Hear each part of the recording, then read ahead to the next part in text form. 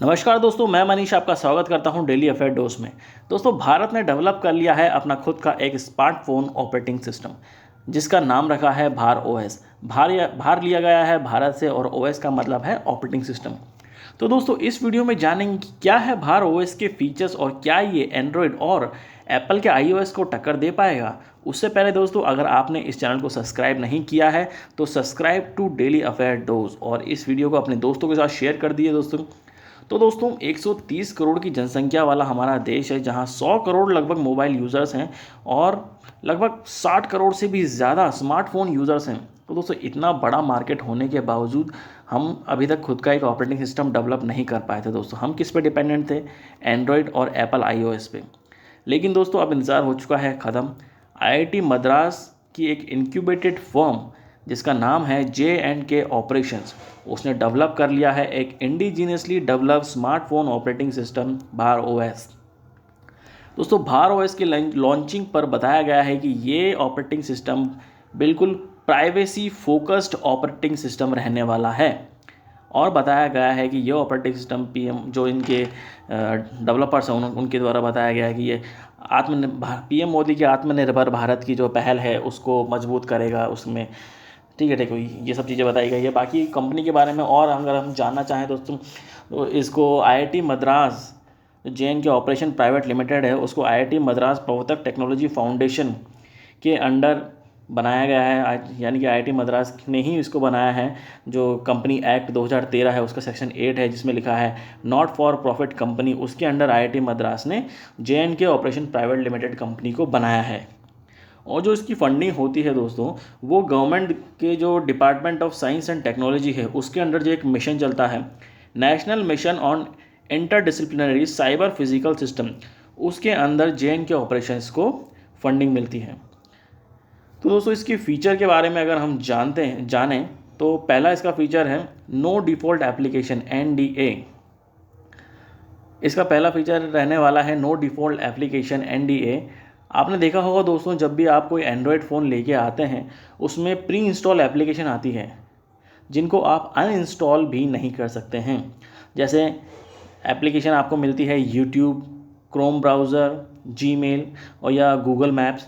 इस तरह की एप्लीकेशन आपको पहले से मिलेंगी, है ना, जो आप जानते हैं कहीं ना कहीं आपका डेटा भी लेती हैं। जैसे आप मान लीजिए गूगल मैप्स हुआ, वो आपकी लोकेशन का डेटा अपने पास रखती हैं। क्रोम ब्राउज़र हुआ, आपकी ब्राउजिंग हिस्ट्री का डेटा अपने पास रखती है दोस्तों।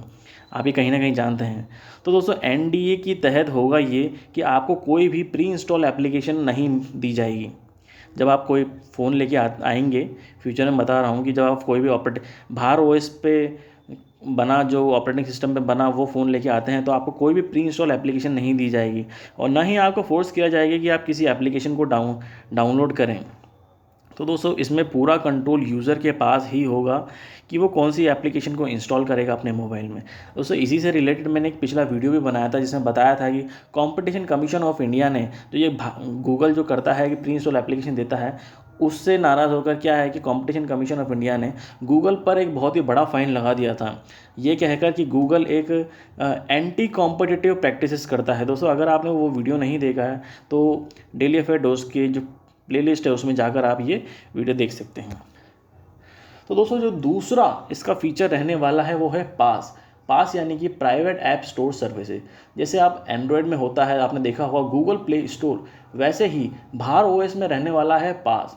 दोस्तों, पास आपको ऐसे एप्लीकेशंस की लिस्ट प्रोवाइड करेगा जो पहले से ही सिक्योरिटी और प्राइवेसी स्टैंडर्ड को मीट करेंगे। इसका मतलब यह रहेगा कि जब आप इन एप्लीकेशन को इंस्टॉल करेंगे तो इनको लेकर पूरी तरह से आप निश्चित हो सकेंगे कि ये एप्लीकेशन पूरे तरीके से सेफ़ है और इन एप्लीकेशन को लेकर आपको सिक्योरिटी या फिर प्राइवेसी का कोई खतरा नहीं होगा। और जो अगला इसका फीचर रहने वाला है वो रहेगा native over the air NOTA update. इसमें आपकी डिवाइस हमेशा सिक्योर रहेगी। अभी आपको क्या करना पड़ता है दोस्तों, जब भी कोई अपडेट आता है तो आपको मैनुअली उसको अपडेट करना पड़ता है। तो नोटा अपडेट में आपको मैनुअली अपडेट करने की ज़रूरत नहीं पड़ेगी। जब भी कोई भी अपडेट आएगा तो वो ऑटोमेटिकली अपडेट हो जाएगा आपका फ़ोन भार ओएस के अंदर। तो ये क्या इंश्योर करेगा? ये इंश्योर करेगा कि आपका जो फ़ोन हमेशा लेटेस्ट वर्जन के ऑपरेटिंग सिस्टम पर ही रन करेगा।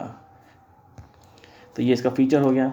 तो दोस्तों भार ओएस का मकसद न सिर्फ एंड्रॉयड और एप्पल आईओएस की मोनोपोली को तोड़ना है, बल्कि नेशनल सिक्योरिटी को इंश्योर करना भी है और अपने भारत को आत्मनिर्भर भी बनाना है।